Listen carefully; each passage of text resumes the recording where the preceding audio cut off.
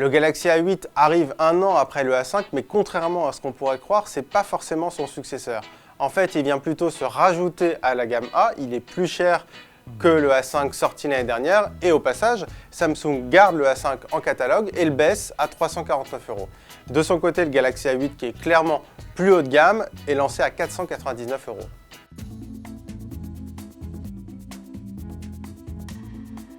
Il y a pas mal de points communs entre l'écran du A8 et du S8. Déjà le ratio 18/9, donc un format panoramique. La technologie aussi, on a deux écrans Super AMOLED, mais Samsung ne lui donne pas l'appellation Infinity Display qu'elle réserve vraiment à ses modèles haut de gamme. Pourquoi? Alors pour une raison principale, déjà qu'il n'y a pas ce côté incurvé, donc l'écran est plat. Il y en a qui vont préférer et on n'est pas loin d'en faire partie.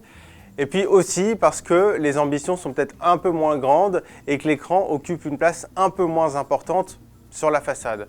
On a de l'AMOLED, donc un contraste infini, une excellente luminosité, beaucoup de détails, ça reste une bonne définition, de la Full HD+, et un delta, c'est-à-dire une colorimétrie qui n'est pas forcément excellente à la base, mais Samsung propose plusieurs modes et dès qu'on se met en mode cinéma ou en mode basique, on a des couleurs très naturelles. Donc quand on a face à soi le Galaxy S8 et le Galaxy A8, c'est pas évident de faire la différence.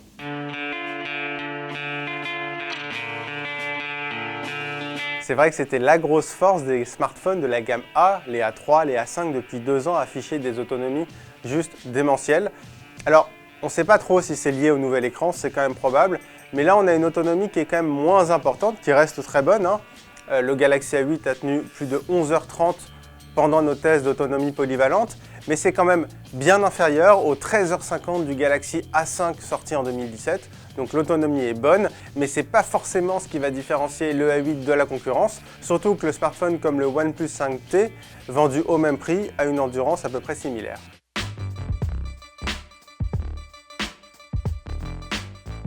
Sur la partie photo, Samsung intègre un capteur photo de 16 mégapixels, donc ce n'est pas le 12 mégapixels du S8, il faut bien justifier la différence de prix.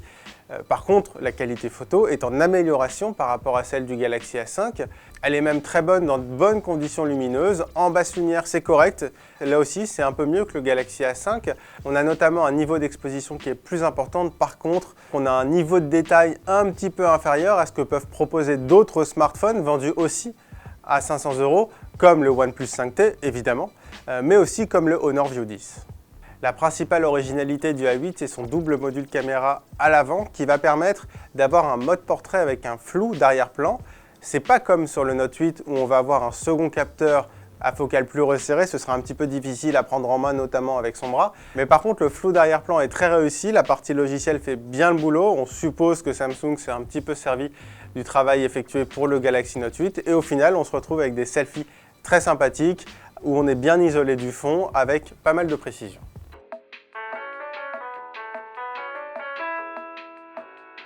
C'est vrai qu'il y a une grosse bataille en ce moment à 499 € avec le Galaxy A8, le OnePlus 5T et le Honor View 10.